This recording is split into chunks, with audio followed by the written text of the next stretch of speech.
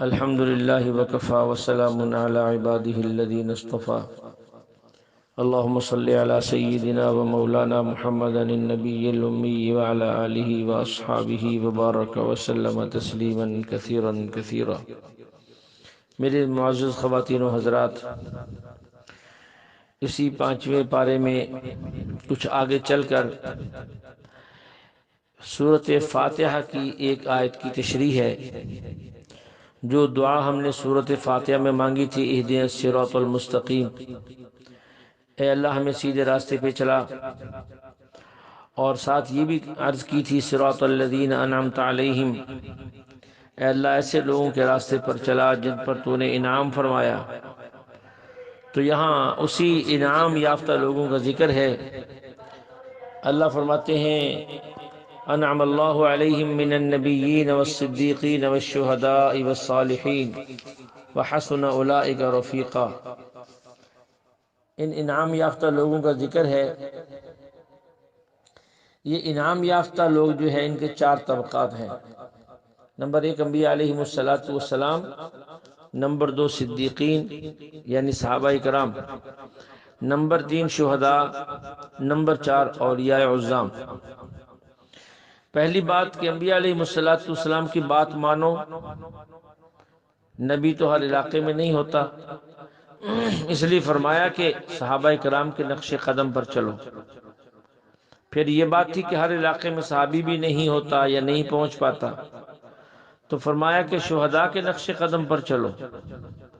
اب سوال یہ تھا کہ شہید بھی تو شہادت کے بعد ہماری بات کو اگر وہ سن بھی لے تو جواب نہیں دے سکتا، ہم اس سے کیسے معلوم کریں؟ تو پھر فرمایا کہ اولیاء، علماء، بزرگان دین، ان کے نقش قدم پر چلتے رہو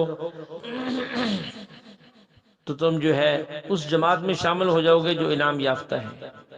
ان چاروں کے نقش قدم پر چلنے کا حکم ہے، انبیاء علیہم السلام، صحابہ کرام، شہداء اور صالحین، نیک لوگ۔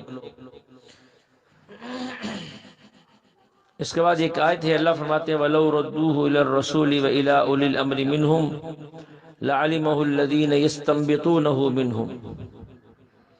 اس میں عوام کے لیے تقلید کرنے کا ثبوت ہے۔ عوام کے لیے تقلید کے علاوہ کوئی دوسرا راستہ ہے ہی نہیں۔ یہ آیت اگرچہ جنگ کے بارے میں نازل ہوئی، لیکن یہ حکم عام ہے کہ جن مسائل میں کوئی نص موجود نہ ہو، نص قرآنی نہ ہو، نص حدیث نہ ہو، یا نصوص آپس میں ٹکرا رہی ہوں، تو اس موقع پر اس مسئلے کے حل کے 2 ہی طریقے ہیں۔ اگر تو اللہ کے نبی علیہ السلام موجود ہیں تو فوراً اللہ کے نبی کی طرف رجوع کیا جائے، اپنا مسئلہ پیش کیا جائے، جو فیصلہ آپ فرما دیں اسے قبول کر لیا جائے۔ اور اگر حضور علیہ السلام موجود نہ ہو، اپنی دنیاوی زندگی اور ظاہری زندگی گزار کر اللہ کا وہ حکم کل نفس ذائقۃ الموت کو پورا کرتے ہوئے اس جہاں سے اس جہاں میں منتقل ہو گئے ہوں اور مسئلہ پیش آ جائے، تو پھر علماء فقہاء کی طرف رجوع کیا جائے، ان سے مسئلہ پوچھ کر عمل کیا جائے۔ کچھ لوگوں کا دعویٰ یہ ہے کہ ہمیں کسی کے پاس جانے کی ضرورت نہیں، قرآن اور حدیث ہمارے لیے کافی ہے۔ ایسے لوگوں سے ایک ہی سوال ہے، یہ لوگ تقلید کو چھوڑ کر نہ تو قرآن کا مطلب بتا سکتے ہیں، نہ حدیث رسول کی تعریف بتا سکتے ہیں۔ باقی باتیں ان سے پوچھنا یہ بہت بات کی بات ہے۔ بلکہ اگر میں یوں کہوں، جتنے محدثین دنیا کے اندر پیدا ہوئے، جنہیں لاکھوں احادیث یاد تھیں، ان میں سے ایک فقیہ، ایک محدث بھی ایسا نہیں پیش کیا جا سکتا جس کے بارے میں یہ ہو کہ وہ محدث نہ تو وہ خود مجتہد تھا اور نہ وہ کسی کا مقلد تھا۔ لا محالہ یا وہ فقیہ مجتہد تھا، وہ اجتہاد کرتا تھا، اور یا کسی مجتہد کی تقلید کرتا تھا۔ اس لیے امت کی کامیابی کے 2 ہی راستے ہیں کہ مجتہد کی تقلید کی جائے اور علماء سے پوچھ کر زندگی گزاری جائے۔ اس کے بعد ایک آیت ہے وما كان لمؤمن ولا مؤمنة اذا قضى وما كان لمؤمن ان يقتل مؤمنا الا خطأ.